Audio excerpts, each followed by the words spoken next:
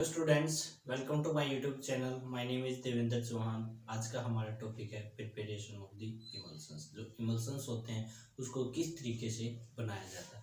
हमारे पास इमल्शंस को तैयार करने के पहले सबसे पहले इमल्सिफाइंग एजेंट होना चाहिए। इमल्सिफाइंग एजेंट वह एजेंट होते हैं जो कि ऑयल और वाटर दोनों के इंटरफेस टेंशंस को रिड्यूस कर देते हैं, ताकि वे दोनों ऑयल और वाटर एक दूसरे के साथ मिसिबल हो जाए और एक सिंगल यूनिफॉर्म formulations तैयार की जाए। So this is the emulsifying agent are used to reduce the interfacial tensions between the two immiscible liquid। कोई भी emulsifying agent हम यूज कर सकते हैं, जैसे कि गम एक्सेसिया हो गया, अगार हो गया, ट्राइजाकैंथ हो गया, या फिर मिथाइल सेलुलोज। कोई भी अकॉर्डिंग टू फॉर्मुलेशन हम अपने emulsifying agent यूज कर सकते हैं। Next one, method of the preparations. Method of preparations, there are the three methods for the preparations of the emulsions. First one is the dry method, wet gum method, and third one is the bottle method. Dry gum methods में क्या होता है, हमारे पास एक motor पेसल्स होती है, आपने ये प्रैक्टिस देखा होगा, ठीक है। मोटार पेसल्स होती है, मोटार पेसल्स में हम सबसे पहले ऑयल लेंगे, ऑयल को मिक्स करेंगे गम के साथ। Oil is mixed with gum and triturate in the mortar pestles. Triturate का मतलब होता है कि उस चीज को मिक्स करना। अब मोटर पेसल्स है, उस चीज को पेसल्स से लेके इस तरीके से रोटेट करना। This is the process of the trituration, ठीक है। उसको ट्राइचुरेट करेंगे, मिक्स करेंगे कंटिन्यूअसली।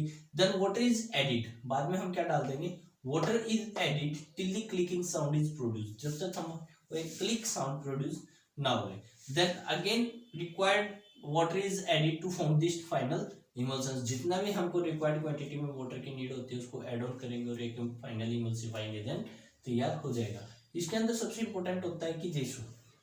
अब हमने यहाँ पे तीन चीजों का यूज किया है, ऑयल, गम एंड वाटर। बात आती है कि किसको कितनी रेशो में यूज करना, ठीक है। सो हमारे पास जो ऑयल्स होते हैं वो डिफरेंट डिफरेंट टाइप के होते हैं, लाइक फिश ऑयल हो गया या फिर वोलेटाइल ऑयल हो गया, ओलियो रेजिन्स का यूज किया जाता है हमारी इमल्शंस में। सो मेन बात आती है कि जो ऑयल्स होते हैं उसकी रेशो हमेशा चेंज हो जाती है। जो फिक्स्ड ऑयल होता है उसकी होती है 4:1:2। वोलेटाइल ऑयल्स में हम यूज करते हैं 2:1:2 एंड ओलियो रेजिन्स में हम यूज करते हैं 1:1:2 में यूज किया जाता है। आपने एक चीज कॉमन देखी होगी, जो वाटर का केस है, वाटर का जो फॉर्मूला होता है that one is the H2O। हमारे वाटर में क्या है, 2 है, ठीक है। तो हमने यहाँ पे 2 को कॉमन ले रखा है, ठीक है। वो गम में हमारा 1 कॉमन है। बात आती है ऑयल्स की, ऑयल्स के केस में हमारा चेंज हो जाता है फिक्स F से क्या बन रहा है, फिक्स्ड, और F से क्या बन रहा है, 4, FOUR।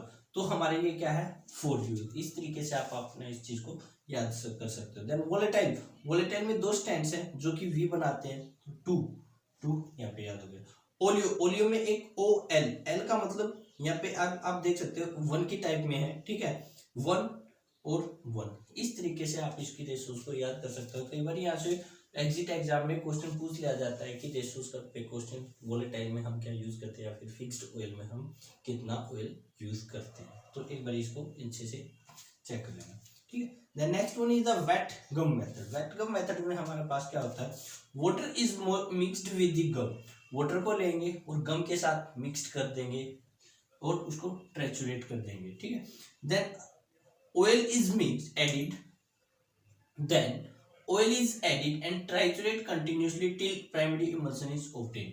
हमारे पास पहले हमने सबसे पहले क्या लिया, वाटर, उसके अंदर गम डाला, उसको ट्राइचुरेट किया। After that we will be add the water and again continuously triturate. After that remaining water is added to form the final emulsions। Final emulsions को बनाने के लिए हम और भी जो वाटर की आवश्यकता होगी उसको हम एड ऑन कर देंगे, ठीक है। Then next one is the bottle method. Bottle method में क्या होता है, बोटल मेथड हमारा वोलेटाइल ऑयल्स के लिए यूज किया जाता है। वोलेटाइल ऑयल को यूज करेंगे, ठीक है।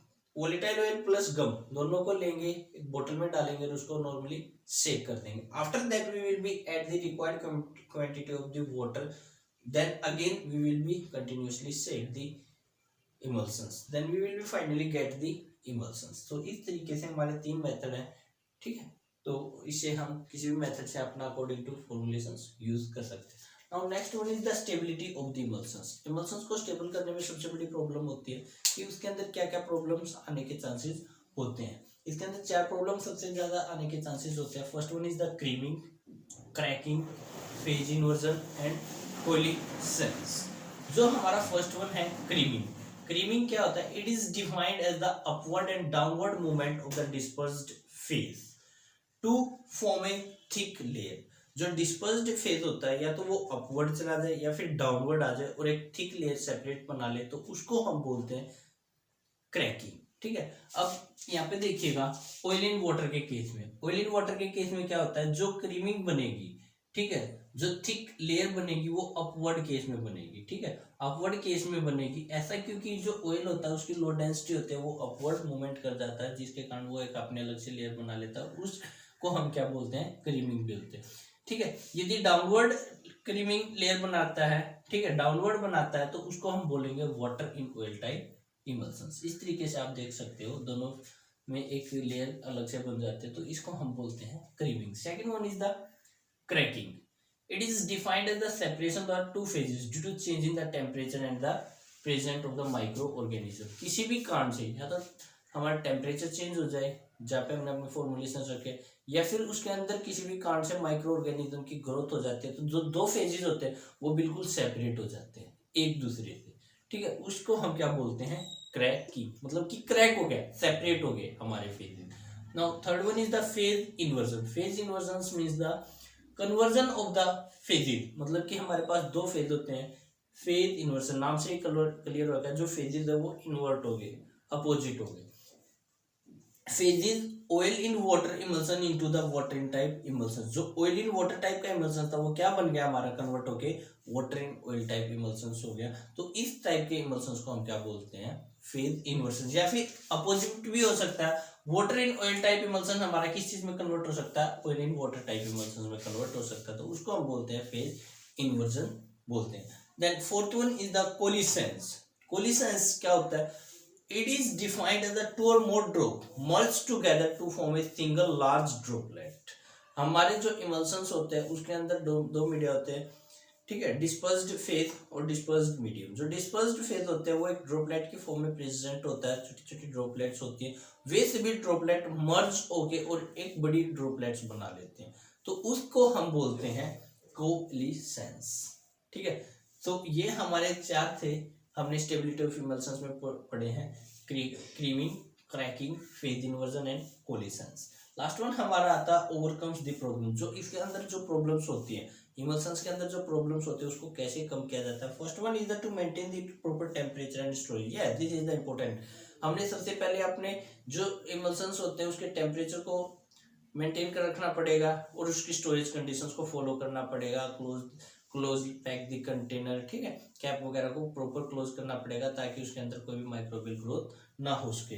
To protect from the microbial growth, yes, इसी चीज को हम डिस्कस कर रहे थे कि उसके अंदर हमने प्रॉपर पैकिंग करनी पड़ेगी, क्लोजिंग करनी पड़ेगी ताकि कोई भी आउटसाइड से कोई भी माइक्रो ऑर्गेनिज्म अंदर ना जाए, हमारे फॉर्मुलेशंस को खराब ना करे। यदि ऐसा कोई माइक्रो ऑर्गेनिज्म फॉर्मुलेशंस के अंदर चला जाता है तो वो फेजेस पे इफेक्ट शो करेगा और हमारे फॉर्मुलेशंस को खराब कर देगा। तो हमने इन सब चीजों का विशेष ध्यान रखना पड़ेगा। Third one is use proper the emulsifying agent during the formulation. जब भी हम अपने फॉर्मुलेशंस बनाते हैं, इमल्शंस को बनाते हैं, तो which one emulsifying is used during the formulation. So इसके पर भी निर्भर होता है कि कौन सा इमल्सिफाइंग आप एजेंट यूज कर रहे हो अपने फॉर्मुलेशंस को बनाने के लिए ताकि वो लंबे टाइम तक स्टेबल रहे, तो उसको सिलेक्ट करने के लिए बहुत इंपॉर्टेंट है। So this is overcome the problems. आप एक बार दोबारा इस चीज को देख सकते हैं। Okay, thank you so much.